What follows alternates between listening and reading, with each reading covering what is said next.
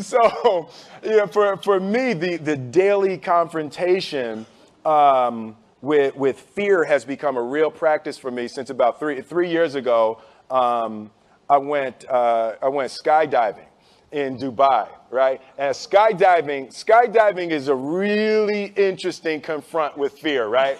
So I gotta stand up. I'm sorry, I gotta stand up. All right. So all your friends, what happens? You go out. I dropped my thing. So what happens is you go out the night before and you take a drink with your friends, and somebody says, "Yeah, we should go skydiving tomorrow."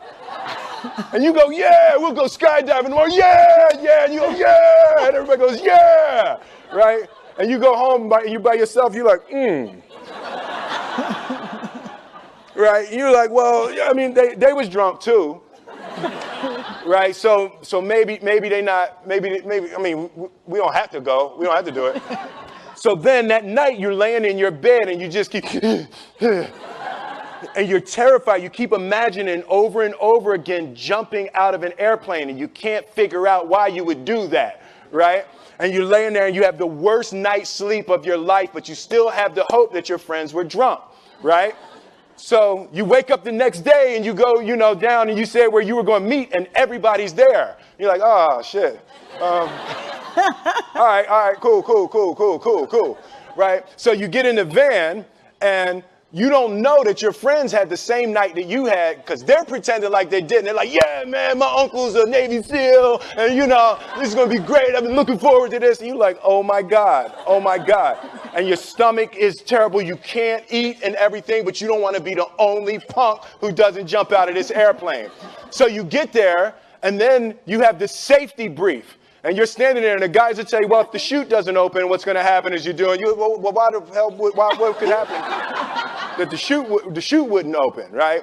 So you do a thing, and what you do is your first jump, you're attached to a guy who is going, he's going to walk you out. So you go, and you get there, and there's an airplane, and nobody's stopping. Everybody's still going.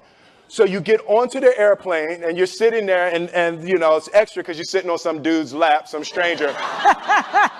He's sitting on his lap, and it's like, you trying to make small talk. Yeah, man. So you be jumping with people all the time, huh? Right? So, and then you just want to make sure, you got kids, right? You got people you need to see, right?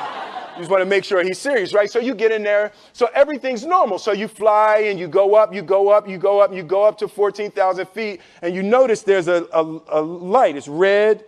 And it's yellow and green, right? So right now the light's red. So then you start thinking at some point the light's going to go green, but you don't know what's going to happen, right? And you wait and it goes yellow and the light goes green and somebody opens the door. And in that moment you realize you've never been in a freaking airplane with the door open. Right? Terror. Oh, sorry, I'm spitting. Oh, sorry. No, terror.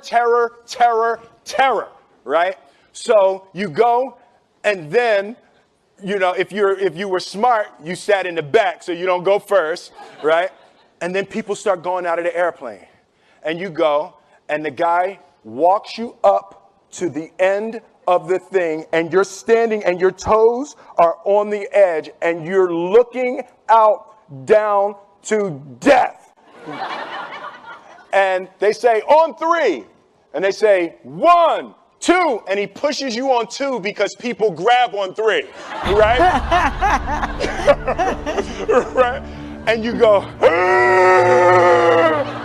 and you fall out of the airplane, and in 1 second, you realize that it's the most blissful experience of your life. You're flying, right? It doesn't feel like falling, right? It's like you actually are kind of held a little bit by the wind, and then you start falling, and there's zero fear. You realize that the point of maximum danger is the point of minimum fear. It's bliss. And you're flying, right? And you're doing that, and then 20 seconds, 25 seconds, 40 seconds, and you have enough time to just kind of be like, oh, shit, that's that building. That's not like that one. Oh, you can see the ocean. right? You start doing all of that. And the lesson for me was, why were you scared in your bed the night before?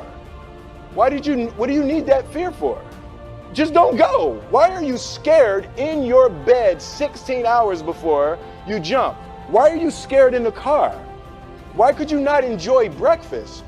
What did you need that? The fear is fear of what? You're nowhere even near the airplane. Everything up to the stepping out, there's actually no reason to be scared. It only just ruins your day.